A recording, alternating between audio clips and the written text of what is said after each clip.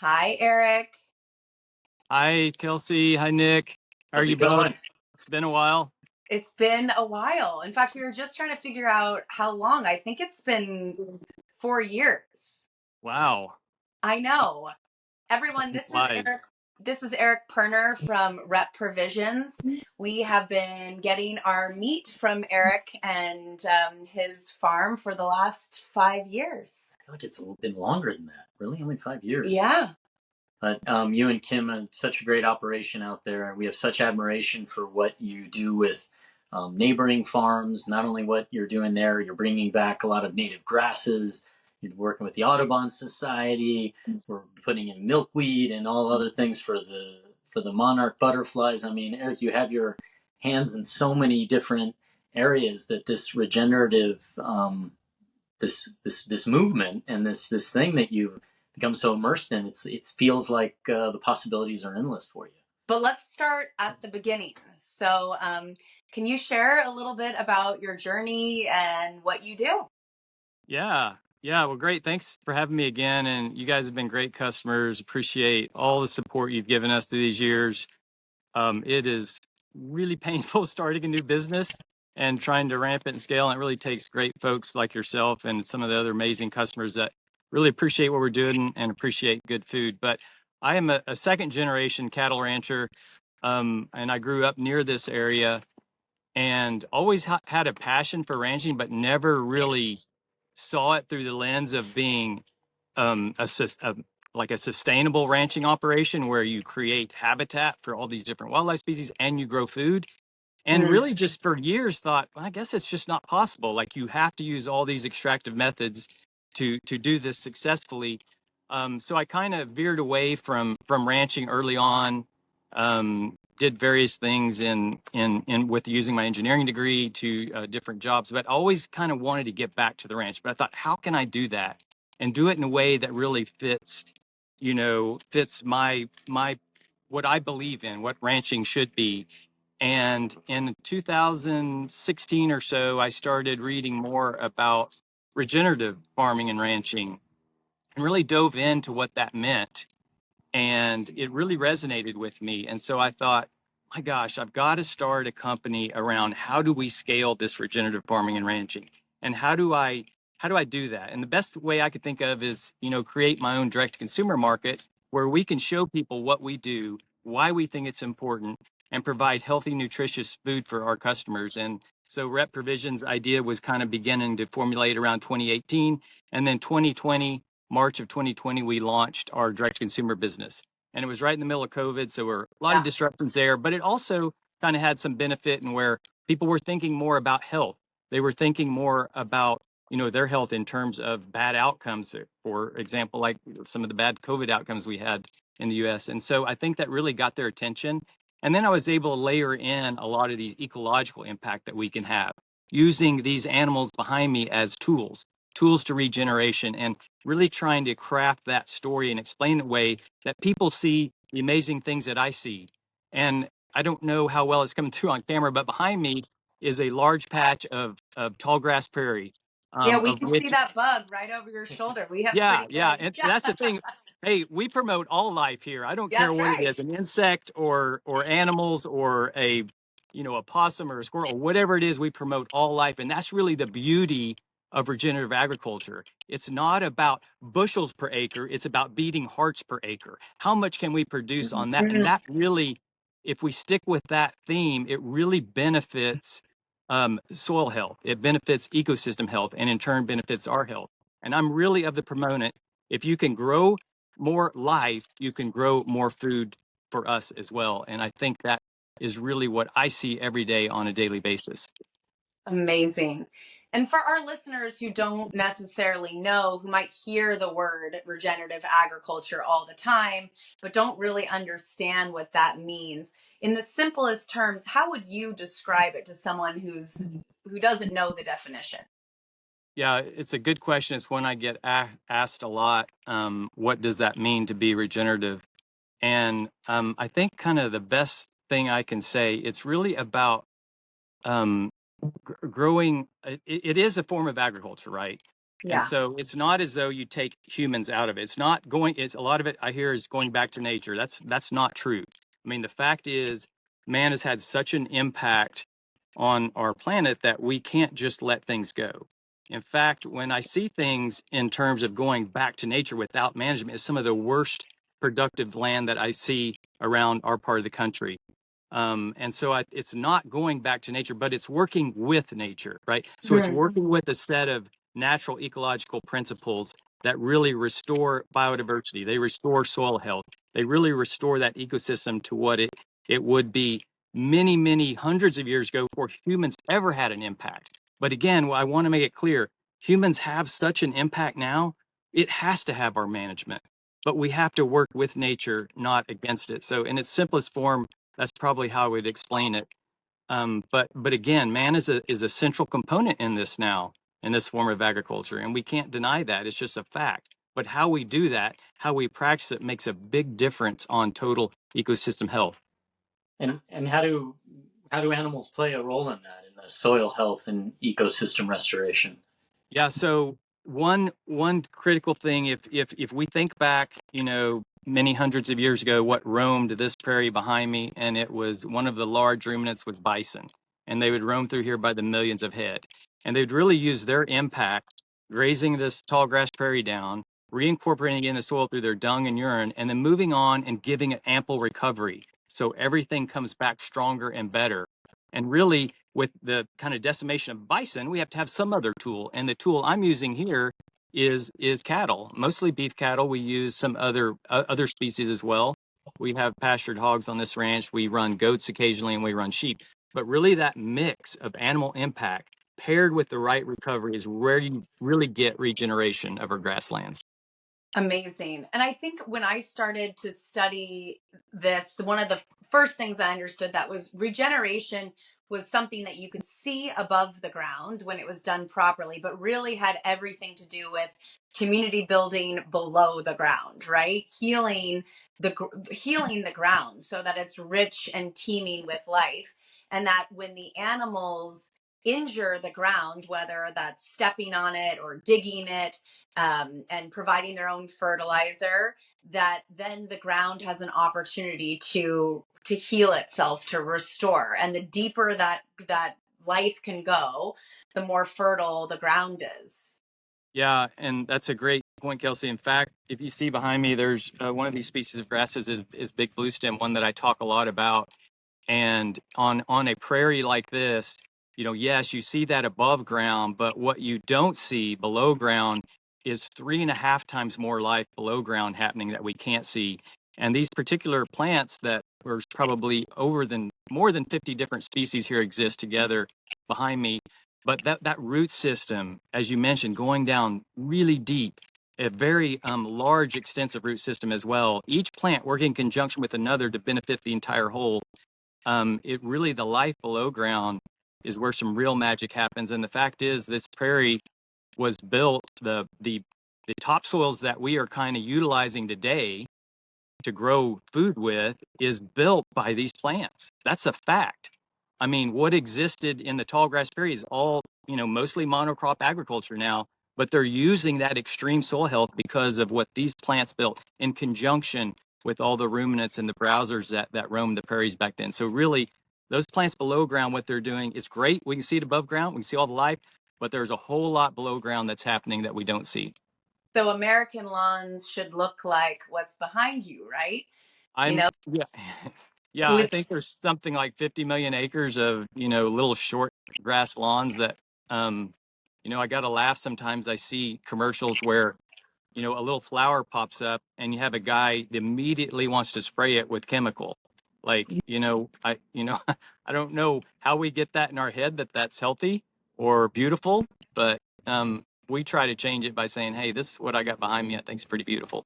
Yes, it's a re-framework. And that root system, when you keep your grass really short, the roots don't have a chance to penetrate really deep below, and it requires a ton of water. So we're doing ourselves a double injustice. And if we can just see the beauty, which is so obvious of what's behind you, that's something that we can capture in the American and the American lawn. And I love how outspoken you are about so much of this and giving us a way in, because I saw one of your posts about that grass species, and you're talking about a root system that was taller than you. Not Yeah. to mention the plant above ground is taller as well. These grasses that used to cover our pasture, the plains that are now, in a lot of places extinct, and to see that come back is really incredible. Yeah, I mean, that's what gives me great joy is, I'm up here on this ranch, we're about creating more life.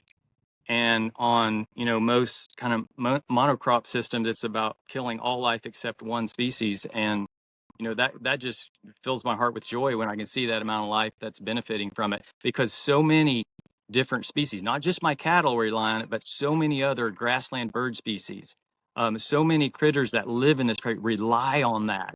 And when it's not there, they have no home, nothing. And so the fact that we can, pair these two things together, biodiversity and growing food, they shouldn't be mutually exclusive. They're on the same mission, and trying to get people to understand that is sometimes difficult because that's not the world we live in today. But I think people are beginning to come clear that, hey, we got a lot of ecological problems, we got a lot of health problems. A lot of this might be related to how we grow food. Well, and it seems like if we just looked at our forest, if we looked at our untouched lands as examples, and this goes back to what you said, regenerative agriculture it's about learning from nature and then man or woman's enhancement of that, right? So we don't see monocrops naturally occurring in nature. That's man's design, and man's hubris is the reason that we are where we are right now. I remember on permaculture school, on day one they taught us that right angles don't occur anywhere naturally in nature. That is a totally man-made design, and we take it from an incubator to a coffin at the end. I mean, and they're everywhere in our life. In nature, it's a really inefficient shape. It's sharp and it's dangerous, and it doesn't help things grow. So it seems like this is really the time to look at how Mother Nature is growing naturally and then try to mimic that, because there's all this nutrient sharing that happens underneath the ground when there's diversity. Yeah, that's a great point, Kelsey. Nature is not, as you mentioned, in right angles. It's not one single species mowed, at 2 inches of height. It is rough, it's untamed, it's wild. These are the things where nature flourishes in. And for whatever reason, humans got in their mind's eye that they want to see everything the same. I Yeah. often hear people driving through the cornfields in Iowa say, look at those beautiful rows of cornfield, all in the same pattern. Like that ain't beauty in nature. That's Yeah. that's devastation, is the reality of it. And yeah, nature's rough and untamed. We got to get that kind of golf course mentality out of our head if we're going to accept this as a path forward in agriculture. Yeah. I was just reading about how poisonous golf courses are, I mean, they're just, if you live by them, anyway, that's another talk that we Yeah. will do. But Well, you're right. Yeah. could you talk a little bit about topsoil? I know people hear that term a lot, and even for me, I would love a refresher, but I know that topsoil is where the magic happens, and it's so easy for us to lose it, whether it's in rain or desertification that happens. Yeah, what's the deal with topsoil? Why is it so important? Yeah, well, I mean, number one, it runs everything in the world. It's, we exist because of, a very small layer of topsoil. And so, and if it's healthy and if it's full of micronutrients, that's going to lead back to our health. But you mentioned how a lot of it is washing away. I think it is estimated we lose something like 75 billion tons a year of just blows away in the air, ends up in the bottom of the ocean where it does no one any good. But if you look at this grassland behind me, and compare that to a plowed field, when it rains on a plowed field, all that soil just washes down the river, and ends up in the bottom ocean. Or if the wind blows, it just blows it away.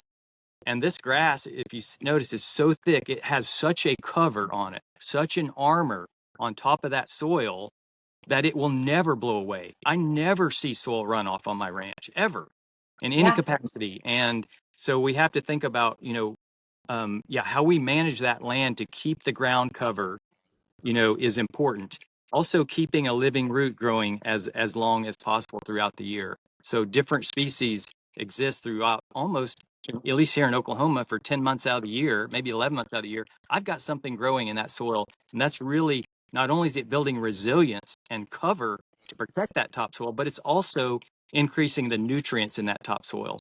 And when you increase all those macronutrients, that benefits the grasses. But then guess what? My animals eat that. So it's going to benefit their meat. And then when we consume that meat, that's just more of the macronutrients that we need that we're not getting in the food today. And that's such a good point. I mean, that meat is not created equal in today's world, right? There is a huge nutritional difference in what you're getting, and part of the reason Nick and I, we buy from you because we love what you're doing and the farming community that you're building and supporting. We love that our purchase helps regenerate the land, and we love that it helps regenerate our bodies. Can you kind of explain the nutrient density of your harvest versus others? Yeah. So on a tall grass prairie, there's probably, 70 different species, maybe 100 different species that exist. Each one of those species of grass or forb or whatever it is providing something in that soil. As I mentioned, in ecosystems, everything works for the better good. So if something's lacking, something will fill its place, fill that niche, and provide what it needs. And many of that times it's different nutrients. Some of these plants are nitrogen fixers. Some of them fix calcium, magnesium, everything that is needed in that prairie to function healthy together as a team, it's providing it. But when these animals are eating that, you can just imagine, like with all the different nutrients in this grass, what is getting in that meat.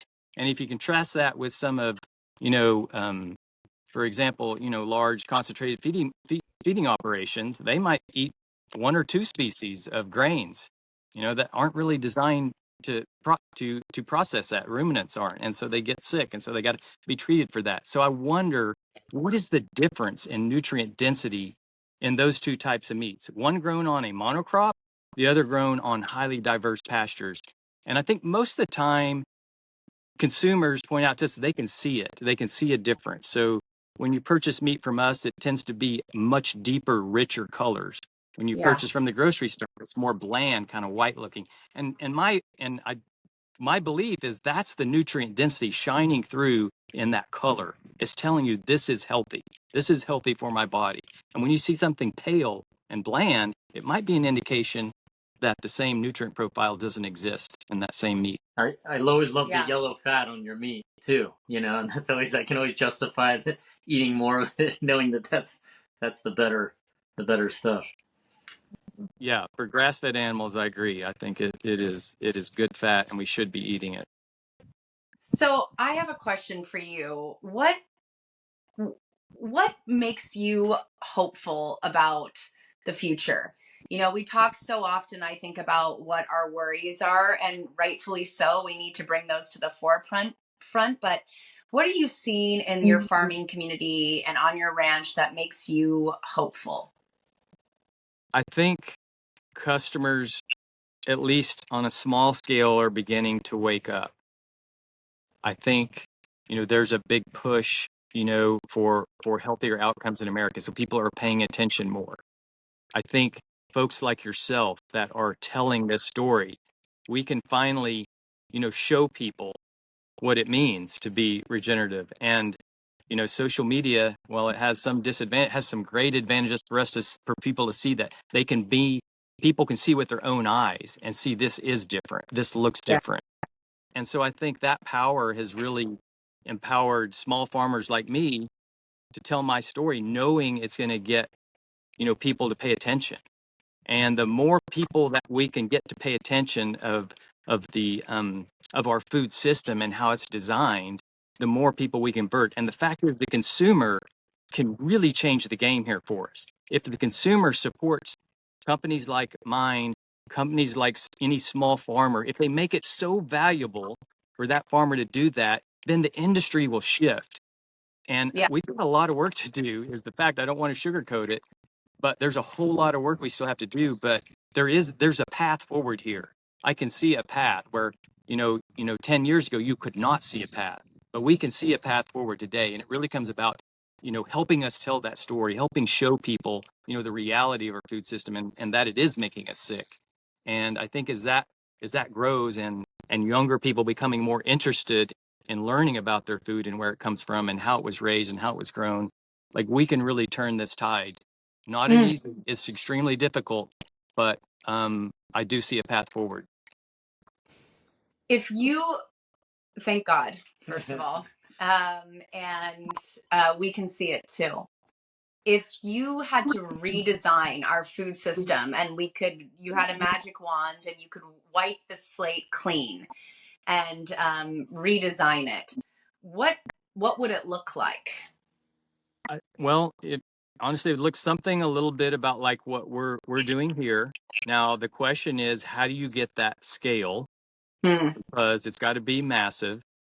And I and everything would be raised. I think the necessity of feeding operations is probably, something I would, if I could wave a magic wand, that's something I would like to see go away, and have finishing operations be on healthy grasslands, Yeah. rotated in a way that's healthy for the land. So, and that goes with all proteins, whether it's, goats, sheep, cattle, hogs, chickens, whatever. Everything raised on pasture is just going to be a healthier product, a healthier animal, and it's just a kinder, gentler way to do things. But to answer your question, like, how do we get to that scale? Because that's the big pushback I get. They're like, hey, regenerative ag is great and all, but you can't feed the world. And, my answer to that is, well, if you think our current system is somehow sustainable and will feed the world for a long time, that's not accurate either. But I think we need to re-envision a lot of what our land looks like. Hmm. Again, in my area of the country here, it's considered the cross timbers ecoregion, and it was really a diverse tall grass prairie in a savanna-like ecosystem. So sparse trees, lots of grassland, and lots of animals. And I look around, and what I see, how man has impacted his environment. He's, gotten rid of fire. Number one, he suppressed that. He's gotten rid of all the large herds that impact the land.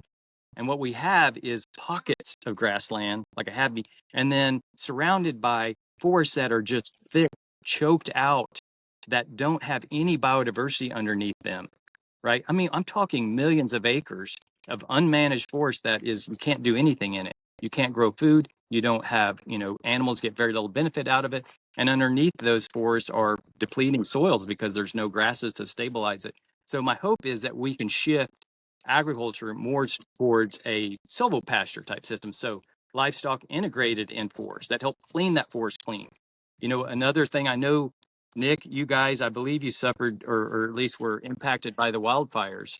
A Yeah. big portion of this are unmanaged forests or unmanaged land that creates this a massive amount of fuel. So there's millions and millions of acres of untapped acreage that could be put in a regenerative system to help grow more food for humans. And this is what you're talking about, how yes, Mother Nature will do her own thing regardless of our involvement, but that there is something really magic that can happen when humans get involved, when we help those soils that are being shaded but from giant forests that are unmanaged. Yep. That's a lost opportunity. And I mean, in nature, just to be clear, like, if you go back far enough where man wasn't impacting everything and didn't have his hand in everything, nature was handling it pretty well. But Yeah. there was natural fire. There were large, massive amounts of ruminants and browsers going through these forests, clearing that understory and allowing grasses to flourish. So, but we've disrupted all that. So to your point, man has to take over and manage in that same context. Mm.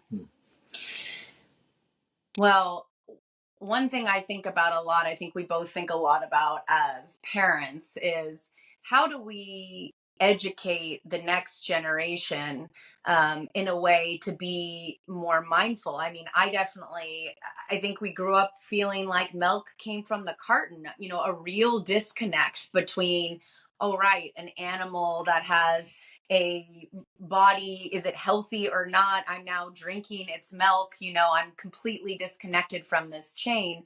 And we, with our children, want to wake them up, especially because we feel so strongly that the environment, that they're going to know the environment very intimately in their lives.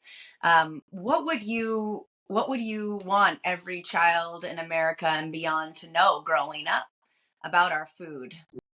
Yeah, I mean, I guess first off, if you could somehow take them to, conventional operation, to a feedlot, for example, and then directly from that feedlot, take them to a regenerative farm and ranch, and the results will be obvious, number Yeah. one. But we've got to show them, and again, this is how social media is helping us. If they can see this firsthand, it's great. But if you can't, watch getting more regenerative farmers and ranchers to tell their story about what they're doing and the outcomes they're seeing. Like, I think this would resonate with young folks in a big way because, the fact is what we may be leaving them is devastation. Yeah. And I think, the beauty in life and all this life working together is what makes people happy. You know, I hear the statistic that farmers have one of the highest suicide rates there is, and I often wonder to myself, is it because they're involved in so many extractive practices? Number one, it's financially nearly impossible when you have so many inputs, but when your whole goal every day is to wake up and see what do I need to kill today, like that's got to be depressing. But I don't Yeah. ever wake up that way. I'm like, how Mm. much more life can I see today? Mm. And I think that would get a lot of people excited. It would young kids may get back in these professions, in the future in a bigger way, which we really need as well. What are Yeah. you seeing on the ground for, we hear a lot about farms changing hands and leaving, we have a median age of 60 for most farmers in America, and finding out those farms are either being sold to corporate entities or, leaving the family because, frankly, their children just don't want to get into a profession that is so fraught with everything, I guess, whether it's suicide rates or, declining profits, everything else. Yeah, I think, yeah, that the average age of the cattle rancher is 57. That's, and what's happening a lot now, number one, they don't necessarily have transition plans in place. So a lot of these farms and ranches that inherited could incur huge tax bills, and there's all ways around this to transfer your property to the next generation. But a lot of folks don't have that, so they need education and training and help on how to have transition plans. That's number one. But also, what's kind of happening right now is price of beef is extremely high. Just there's high demand for our product and there's low numbers in cattle herds. And a lot of older ranchers right now are seeing this unbelievable, change in beef prices and are just selling out, I believe. I think some of Mm. them are just selling that like they see I'll never see this again. And so now it's going to be really even more difficult to start from scratch, right? So we've got to stop that bleeding right there. Like that folks won't just sell their entire herd. And the fact is our farms and ranches, they're selling into our program, keeping it going, and it can be difficult for them because they can get as good a price just taking it to the regular conventional livestock yard. So in some regards, it's great because farmers and ranchers are getting paid what they deserve, but it makes it really difficult to get in if you're starting from scratch. So to Mm. answer your question, it's even more important that we have these transition plans from ranch to the younger generation happening now more than ever, and finding paths, avenues, how everyone can participate in it, not just people who inherit it, but how can the new guy who doesn't have any funds, who doesn't have anything, who wants to promote regenerative farming and ranching, finding ways they can participate in that system as well is going to be a challenge as well. Well, and it seems like also that there's so much confusion specifically around cattle, that expression, it's not the cow, but the how.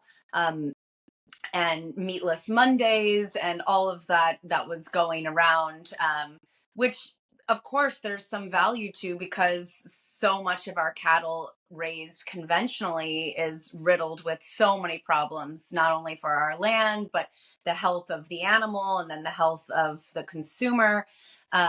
So, could you maybe just debunk that a little bit? The reason why spending money um, on meat that has been raised and had a healthy, happy life, that is a part of the land, how that can empower consumers to feel really confident about their purchases.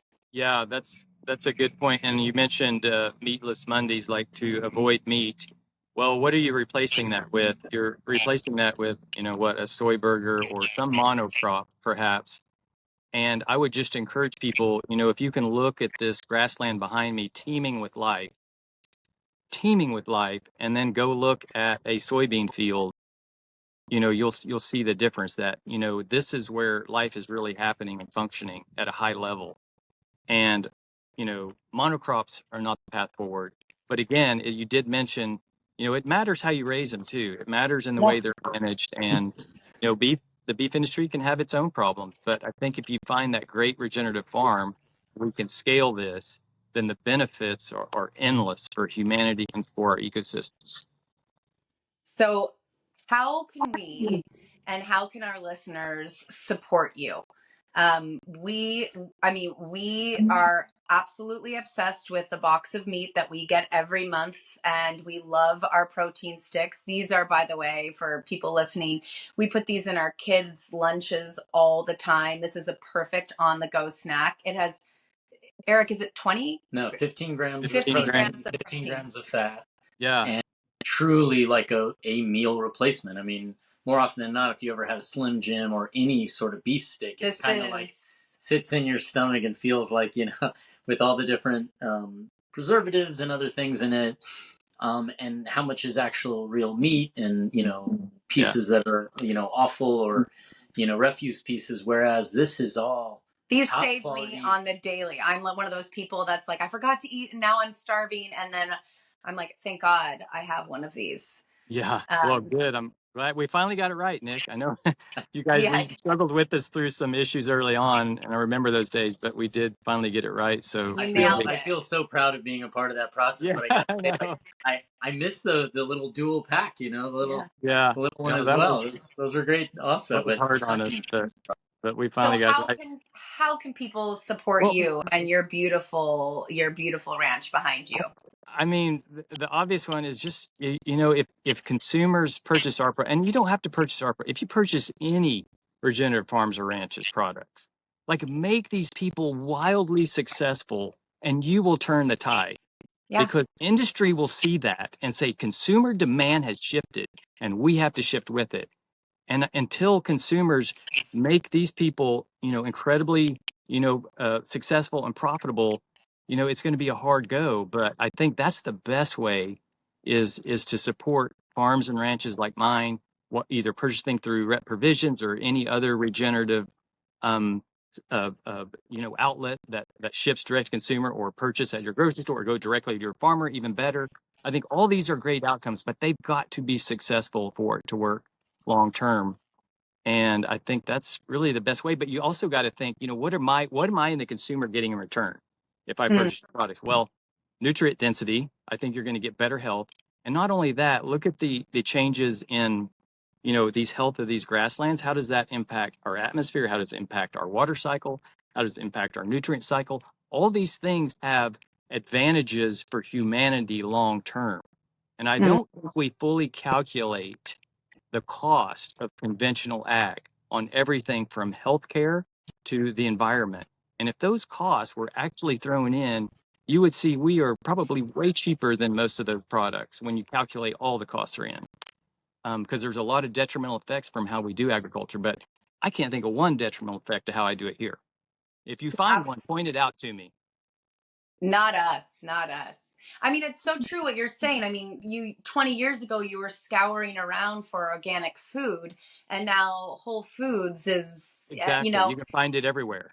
That's the power of the consumer dollar. And you're right, really spending wisely. Where is my money going? What am I supporting? What people and what animal and what nature behind this purchase am I supporting? Yeah. What gives me a lot of hope, though, is, and it sounds strange in one way, that people just don't know.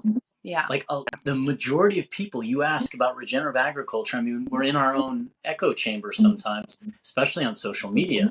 I feel like the world knows about it. This is all change, and you get out and start talking to people and they go, the great part is they're curious. Yeah. They're Yes, interested. They want to know. They care about what, we're putting in our bodies. They do realize that it's not a matter of this is some woke ideology where we're right. now realizing stuff that's in our food. It's different. It's different than when my parents were young. It's different than the snack foods that I ingested were made very different when I was younger. And it's okay. This isn't about shame or, what we did. It's changing constantly, and realizing that the high processing of foods, the departure from nature, the pulling away has its effect. And when we come back, no surprise that everything, whether it's the microbiome in our gut to what's surrounding you in that beautiful area right behind you, is regenerated. So I'm so excited by spreading the word, and that I do get excited,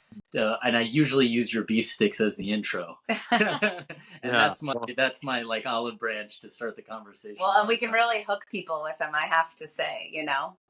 Yeah. Oh, that's great. And yeah, I think it's you're spot on. It's like it's telling this story, Nick, and really showing people firsthand.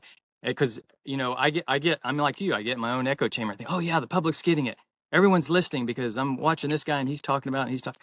But the fact is, you get outside your bubble. We still have a lot of work to do. But the great news is, when you start talking about it, Yeah. people immediately listen because everyone knows somebody that is impacted by their health, by poor health outcomes. I mean, I think 40% of people have diabetes, and more than half the people are on their way to diabetes. So everyone knows somebody. When you can tie that back to directly to our food system, you get their attention. And then you can add in all these other great outcomes on biodiversity and health of our ecosystem and planet and soil health and all those other things. It's great.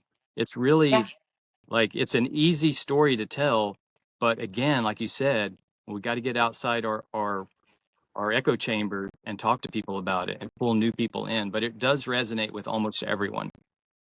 Farms over pharmacy.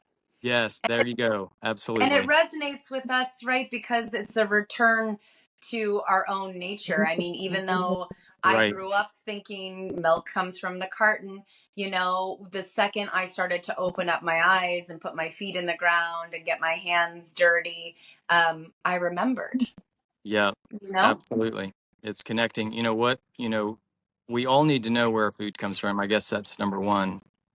And a lot of us become so disconnected from where it actually comes from or how it's grown, you don't question it.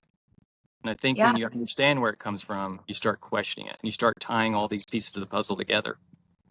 And when you start growing on your own, you start to realize how hard it is. I mean, Yeah. even a flower in your windowsill, right? Keeping that alive, right, is going to have you respect what's happening. And we get the benefit. The reason we're talking to you and supporting this is when we sit around our dinner table and Nick has a gorgeous piece of your meat off of the Traeger, and we're giving our kids this revolution on a plate, that's full of nutrients.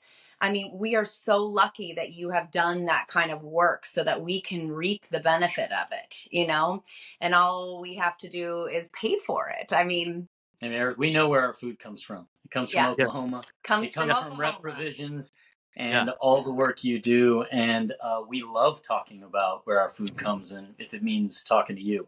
And we hope this is the first of very many, because we really want to stay in touch with Yeah. the operation, with the surrounding farms. We know you do a lot of Yes. work with turning other farms regenerative around you and that system, and that's what we're here for, to support your A blueprint model your that can system. be replicated, because I think that's my favorite part about talking with earth stewards as this like really non-competitive, like, please spread the word, do this times 100, how can I help? There's no gatekeeping, you know. There's it's no like, gatekeeping. Here's how you do it. Please join Yeah. us.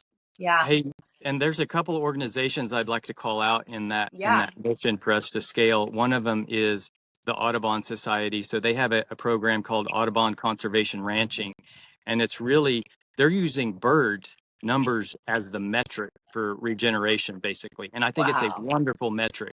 I mean, that's what a simple way. If you have diverse populations of birds, you're creating habitat. That means you're regenerating. And so I think they're a great on their Audubon Conservation Ranching. It is a great program for ranchers to get involved in. The second one is the Noble Research Institute. So this is they're 80 years old. They were formed by Lloyd Noble, an oil man and philanthropist many years ago after he witnessed the Dust Bowl and saw what bad soil practices do. And they have basically shifted all of their research around regenerative farming and ranching. And I get to be a part of that with them as I serve on their producer panel, helping guide, what will, the education look like? What will some of their researches ongoing look like? And so it's great for me to Wow. participate in that. But they're really leading the way in the training. So they have great training courses for anyone who is doing any management of livestock on land. They're a great resource as well, and they need support as well. So those two, Audubon and Noble Research Institute, are two organizations that are really going to make it possible for us to scale what we're doing here. You also love the work being done by the guys at Carbon Cowboys. I don't know if you work Yes. with those guys too.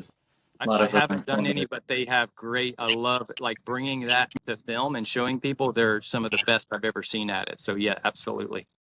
Amazing. Stories, yeah. Well, we'll make sure to link everything so everyone can stay in touch. And I hope we get to talk to you in this format again. But Eric, thank you so much for our food, and thank you for your time. Thank you, Nick, Kelsey. Appreciate y'all so much. Thank you so much for being big supporters, and thanks for helping me tell this story. We appreciate you. Thank you. Thank you. Bye. Bye.